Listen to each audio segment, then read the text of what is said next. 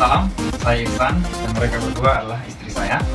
Di channel ini kami akan membagikan video yang semoga bermanfaat untuk Anda saksikan. Di sini saya bersama sahabat saya. Beliau adalah Fikri, seorang anak muda yang luar biasa, bisa kita jadikan sebagai motivator dan inspirator kita. Di usianya yang 25 tahun, sudah melalu lalang di berbagai bidang bisnis, mulai dari agrobisnis, budidaya burung walet, konsultan burung walet dan sejenisnya. Nah, ini kita kebetulan hadir di sini, satu kesempatan yang sangat bagus untuk kita dengarkan motivasi yang bisa dia sampaikan. Selamat pagi, Fikri. Pagi. Ya, Bro jadi Ihsan. alhamdulillah sehat. Sehat. Ini kita masih situasi PPKM, jadi kita tetap ikuti protokol kesehatan dari pemerintah. Cuman insya Allah di ruangan ini kita steril. Baik, Fikri, jadi sekarang di kota mana proses bisnis yang dilakukan? Saat ini saya ada di 3 kota. Yang pertama itu ada di Jakarta sebagai base office dari perusahaan saya. Ya. Yang kedua di Makassar dan yang ketiga di Sulawesi Barat, Pasangkayu. Sulawesi Barat ya. Saya ini lihat di sosmednya, jadi nanti mungkin kita bisa tag sosmed beliau ini Boleh. untuk lihat bagaimana keseharian beliau. Saya lihat di sosmednya, jadi mulai di Sulawesi Barat itu Pasangkayu ya, kota Pasangkayu. Di sana saya lihat membangun sebuah ekosistem agrobisnis. Ya? Agrobisnis. Nah, itu maksudnya plannya seperti apa? Itu rencananya untuk apa? Jadi sebenarnya terjun di dunia agrobisnis itu sudah sekitar 12 tahun yang lalu. Itu main di kelapa sawit. Hanya baru-baru ini pandemi kemarin kami merubah corporate action kami. Itu dari yang tadinya main di hulu, sekarang main yang tadinya main di hilir, sekarang main di hulu. Nah, itu main di hortikultura. Jadi kami mengikuti blueprint negara, yaitu menyiapkan kondisi pangan Indonesia. Ini maksudnya blueprint negara, maksudnya ini muncul diangkat statusnya menjadi blueprint pada saat pandemi atau memang sebelum pandemi? Pada saat pandemi. Oh, pada saat pandemi. Makanya sekarang kesibukannya ke sana. Iya. Berarti ini sebenarnya lebih ke melihat peluang ya. Peluang. Iya. Jadi kalau memang kita terlibat dengan bisnis yang terhubung dengan pemerintah, menjanjikan begitu. Iya, benar sekali. Ya, cerdas ini. Tadi saya dengar dari 12 tahun yang lalu. Kan usianya baru 25. Iya. Berarti usia 13 sudah menggeluti ini. Jadi ini sawit adalah sebenarnya usaha keluarga. Oh, iya. Saya sendiri sebagai manajer keuangannya di situ, yang mengatur semua arus kasnya. Oh, iya. Nah, untuk bagian lapangan ada saudara saya sendiri. Jadi memang kita bukan bentuk perusahaan, tapi memang corporate company family gitu. Tapi kan tadi ada base office di Jakarta. Oh, itu perusahaan yang berbeda. Itu perusahaan yang berbeda. Genrich kalau tidak salah. Betul. Itu Genrich, bisa dijelasin. Itu apa sebenarnya? Sebenarnya Genrich ini kami mencoba membangun ekosistem untuk generasi muda. Iya. Seperti yang kita kenal saat ini ada namanya equity crowdfunding. Iya.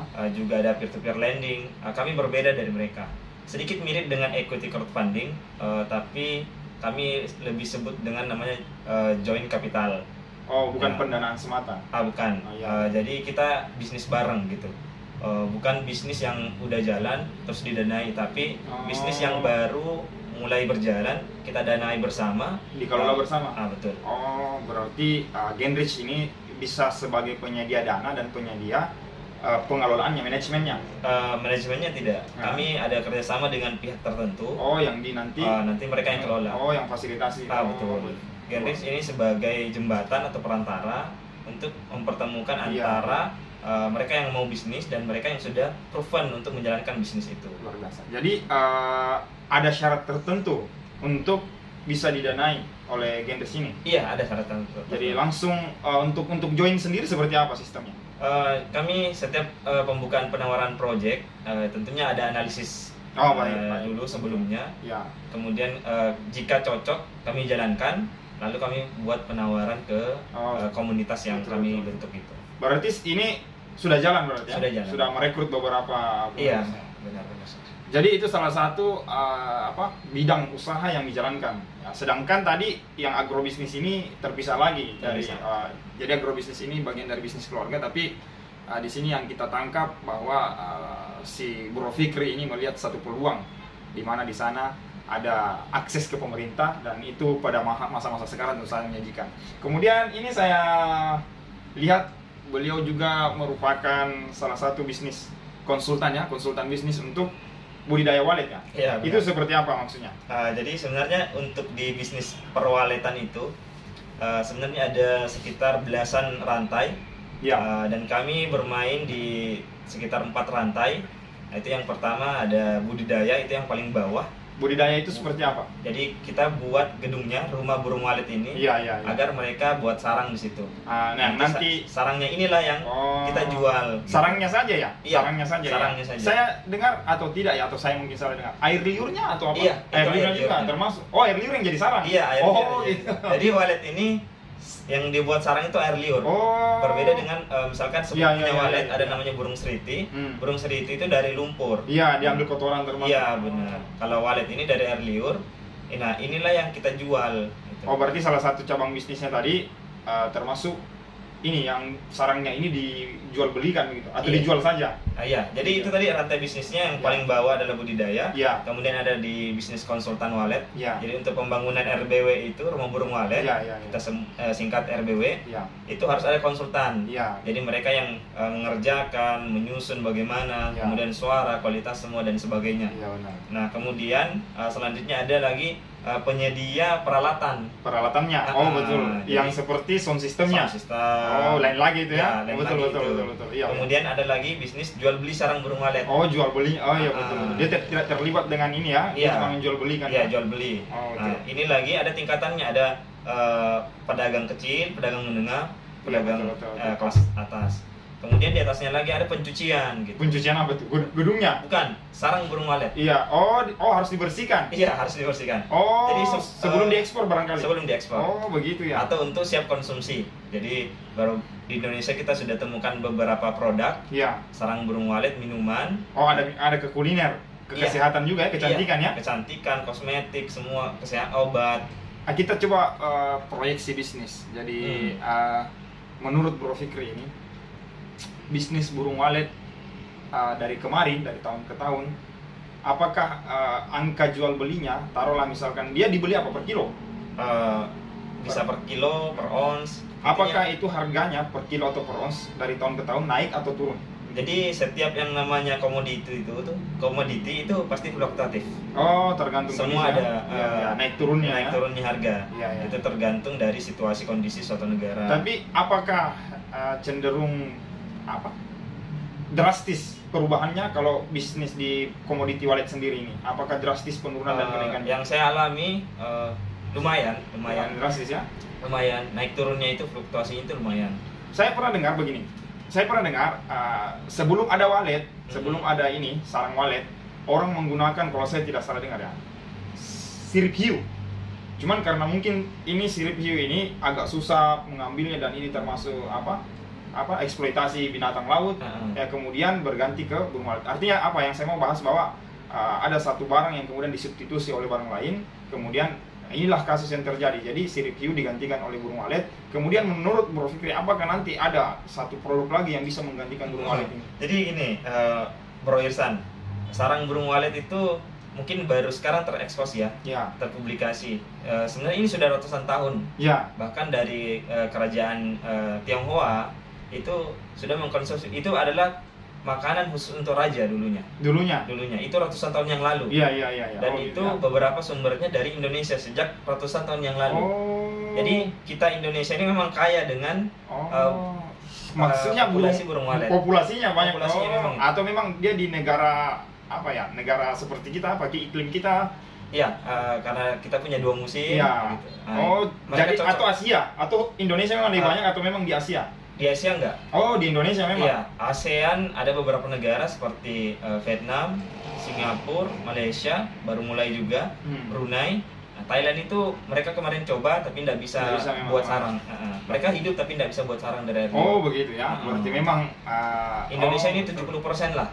Jadi sampai sekarang pun apa ya, tidak ada penurunan ini ya, maksudnya sampai ada kepunahan yang drastis gitu. ya, karena kan mereka kan tidak dipunahkan ya. Iya. Mereka kan yang Malah diambil cuma dikembangkan terus. iya, yang diambil kan cuma sarangnya. Berarti Iya, angka iya. kepunahan mereka di Indonesia sendiri ini sepertinya iya sulit untuk Sulit. berkurang. Kita kenal Sulawesi aja itu baru beberapa tahun. Iya, iya betul. Bisa dihitung baru belasan lah. Iya, iya betul, betul. Sementara yang Sumatera, Kalimantan, Jawa itu mereka sudah jauh. Berarti kita di Sulawesi baru ini ya? Iya, mungkin dari apa namanya kondisi geografis mereka, burung-burung ini sebagian migrasi begitu. Iya, ke betul. beberapa pulau. Betul. Jadi saya pernah dengar kalau itu per ons ya sampai menembus angka 16 juta atau per kilo? Per kilo. Nah, sekarang sendiri untuk angka sekarang sudah Sekarang berapa? sekitar ini kan ada grade-nya. Ya. Oh, ada grade-nya juga Iya, ya. betul. Ya. Grade itu yang tadi 16 juta pada masa itu grade apa ya? Itu grade tertinggi memang yang paling bagus. Kalau sekarang di masa sekarang itu sekitar 11 sampai 13 juta. lumayan penurunannya ya. Cuman artinya saya gini, kita proyeksi bisnis bahwa apakah nanti wallet ini ada cenderung tergantikan atau menurut Bro Fikri ini bisnis yang terus masih menjanjikan beberapa tahun ke depan? Beberapa tahun ke depan saya yakin masih sangat menjanjikan. Iya, ya. Karena di Cina itu Ya. memang sudah menjadi makanan yang wajib. Oh, mereka jadikan makanan di sana ya? Sebagian besarnya makanan. So, jadi memang ini lebih banyak ke kuliner ya? Iya, lebih banyak ke kuliner. ke kecantikan sebagian saja. Saya kurang tahu berapa persen market share-nya ke kecantikan, tapi kesehatan ini memang sangat luar biasa. Iya, karena manfaatnya ya, kita bisa googling, searching nanti Iya. manfaat yang ditawarkan oleh sarang burung walet ini sendiri. Tapi ini lebih banyak diekspor ke negara mana? Ke Cina, Atau memang ke Cina saja? Hong Kong, Australia. Tapi bagian bisnis ini yang Maha Wallet ini hanya sebagai konsultan. Konsultan. Ya? Jadi nanti mereka yang taruhlah saya membutuhkan jasa Maha Wallet untuk konsultan bisnis, kemudian difasilitasi dan setelah saya panen ya Iya. istilahnya, berarti tidak terlibat lagi dengan, Tidak. berarti saya jual sendiri. Iya. Oh, tapi Maha Wallet ini yang menghubungkan saya dengan apa ya, pembelinya. Pembeli boleh. Oh, jadi salah satu cabang bisnis Bro Fikri ini adalah konsultannya ya. Konsultannya, jadi kalau ada teman-teman yang mau membuka bisnis wallet, nah sangat menarik ternyata peluangnya. Intinya peluangnya masih ada ya. Sangat besar. Karena belum ada satu unsur dari binatang lain yang bisa menggantikan manfaat wallet, belum ada sampai hari ini. Iya, belum ada sih. Tapi yang tadi tentang sirip hiu pernah dengar nggak? Pernah dengar. Pernah dengar ya. Saya juga pernah dengar bahwa Hmm. dulunya orang ya pakai itu entah apa ya, cuman karena ini eksploitasi binatang laut kemudian Iya. sulit didapatkannya lah, Hmm. akhirnya diganti dengan wallet. Jadi itu tadi ada agrobisnis, konsultan bisnis wallet yang saya sampai pakai topinya, nggak apa-apa saya pakai. Dan ada Genrich tadi, itu salah satu perusahaan yang di dalamnya sebagai apa di Genrich? Saya sendiri sebagai CEO. CEO-nya rupanya, langsung CEO-nya. Jadi yang membentuk Genrich, kalau ada teman-teman yang mungkin percaya diri ya, tentu saja dianalisis bisnisnya, kalau memang prospek menjanjikan dan ada plan bisa dibahas dengan beliau nanti, dan pasti dianalisis oleh timnya kalau memang layak ya. Nah, bisa join. Ada lagi nggak ini selain yang 3 tadi nih? Jadi Genrich sebagai penyedia pendanaan dan lain sebagainya tadi, Maha Wallet, konsultan bisnis budidaya wallet, dan agrobisnis. Ada lagi nggak bisnis lainnya? Bisnis itu, kalau bisnis saya bedakan nih antara bisnis dan aset. Iya. Nah, kalau bisnis saya jalankan masih 3 perusahaan itu. Iya. Kemudian aset ada beberapa sih, properti.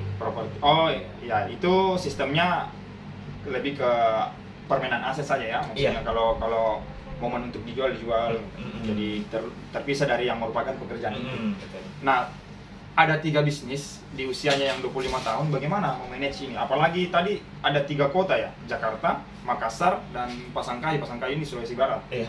Bagaimana memanage ini, mengatur waktu sebagai anak muda ya? Jadi kita sebenarnya apalagi di dunia yang serba digital sekarang, mobilitasnya itu sangat mudah. Iya. Jadi kita tinggal saling percaya dengan tim, saling koneksi melalui digital internet.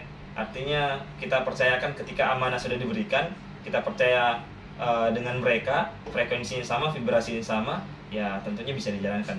Berarti memang proses rekrutmen orang ini mesti mencari Selektif. yang punya frekuensi yang sama ya, yang satu circle orang bilang. Iya, benar. Jadi modal kepercayaan seperti itu ya. Tetapi kan tetap ada pengawasan dalam bentuk Ada. angka ya, manajemen Iya, tetap. ininya. Oh, jadi laporan mungkin mobile, Mm-mm. tinggal kirim, cek dan lain sebagainya. Tapi tentu saja Bro Fikri pasti menemukan beberapa kendala. Pastinya. Nah, mengatasi kendala seperti itu biasanya langkahnya seperti apa? Taruhlah misalkan di agrobisnis ini, yang main ini apa? Petani ya? Karyawan sih. Karyawan ya. Oh, jadi kalau misalkan mereka apa ya? Kesalahan mereka biasanya di mana? Kalau di agrobisnis Malas bisa- kerja kah atau gimana? eh, Kesalahan yang biasa terjadi. untuk saat ini kami bagi dua tenaga kerja di agrobisnis itu. Ada yang sistem harian, ada sistem bulanan. Ya. Jadi ketika mereka sejauh ini sih tidak ada sih yang kayak malas kerja. Memang mereka Ya. butuh pekerjaan itu. Oh, artinya makin mereka kerja keras. Hanya saja tingkat pengawasannya untuk kinerja mereka. Iya, Misalkan berarti dalam pengolahan ataupun cultivatingnya, Iya. ataupun memanen gitu. intinya pengawasan ya. Pengawasan. Ya, untuk mereka. Artinya kalau pengawasan kurang barangkali berpengaruh dengan kualitas. Iya. Karena kalau di sawit sendiri itu, Oh, sawit ya? ya sawit ini Ya, kan salah saya sebut- satunya? ya sawit ini itu B2B. Ya, B2B. Jadi bisnis to bisnis, Ya. langsung ke company gitu. Jadi untuk pasar itu nggak mesti pusing lagi, tidak ada marketing, tidak ada branding, Oh, iya. langsung. iya. Kalau di ini Gendrit sendiri, berarti apakah setiap setiap rekrutmen itu, setiap satu bidang usaha yang dikerjasamakan, yang bergabung dengan ini, setiap itu juga diberikan satu orang untuk mengawasi, atau langsung beberapa usaha itu diawasi oleh beberapa orang saja? Satu orang. Satu orang, Jadi, satu usaha. satu pengelola ini itu yang sudah kita ajak kerjasama. Mereka yang memanage bisnis itu, bisnisnya yang kita jalankan Iya, bareng ini. Iya, iya. Nah, ada satu dari tim kami yang khusus mengawasi itu. Itu saja. Iya. Berarti dia tidak ganda pengawasannya. Iya, Oh, benar. berarti kembali sih, sebenarnya hampir semua masalah dari bisnis itu adalah pengawasannya. Iya, benar. Pengawasan. Jadi ya namanya manusia. Kalau tidak diawasi barangkali ada kecenderungan untuk lalai, itu barangkali ya. Nah, terakhir nih, ini sebagai sesi penutup. Jadi usia 25 tahun. Belum menikah ya? Belum. Belum menikah atau belum mau menikah? Beda. Jadi ini kita mau tahu, menurut pandangan Bro Fikri, kenapa belum menikah? Apakah Bro Fikri menunggu sampai semapannya pada level tertentu baru mau menikah, atau memang ada plan tertentu? Jadi kita mau dengarkan. Kadang-kadang menjadi permasalahan anak muda ya, Iya. bahwa jangan nikah dulu kalau belum mapan, atau menikah dulu nanti mapan sama-sama. Menurut Bro Fikri sendiri, apa alasannya belum menikah sampai sekarang? Kalau kenapa belum nikah? Mungkin karena belum bertemu ya. Oh, belum ada. Belum ketemu dengan Belum yang ketemu jodohnya. maksudnya sevibrasi itu. Ya. Nah, itu yang pertama. Yang kedua, untuk plan itu saya nggak ada plan kapan, nggak ada. Ya. Cuman saya ikut role model dari Nabi Muhammad SAW. Ya, ya.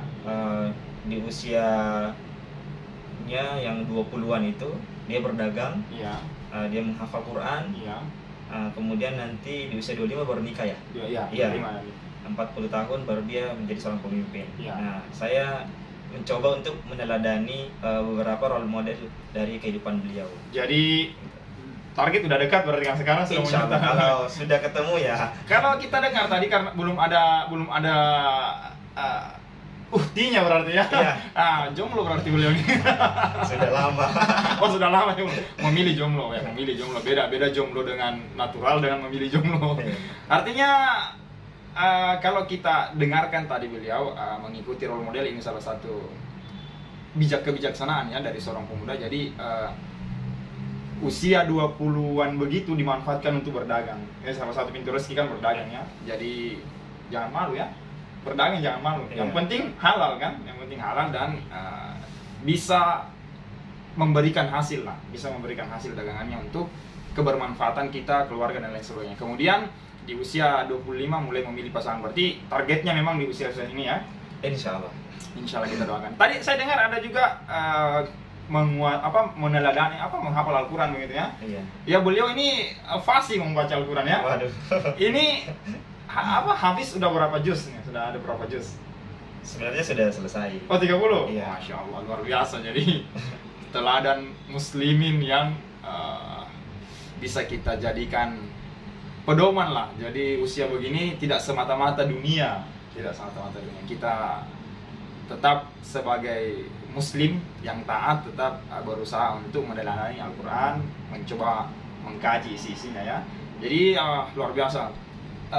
bintang tamu kita pada kesempatan hari ini, seorang anak muda yang ya insya Allah sudah bisa disebut mapan, kemudian wawasannya luar biasa, dan yang paling hebat lagi beliau soleh, ya bisa dibilang seperti soleh. Mudah-mudahan ketemu jodohnya ya. Kita tunggu undangannya nanti.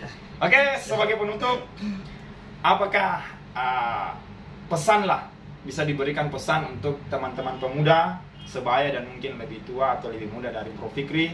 Apa sih kira-kira pesan yang bisa menjadi motivasi kita untuk berwirausaha, atau kita yang sedang teman-teman yang mungkin sekarang mengalami masa-masa sulitnya, kegagalannya, agar tetap semangat?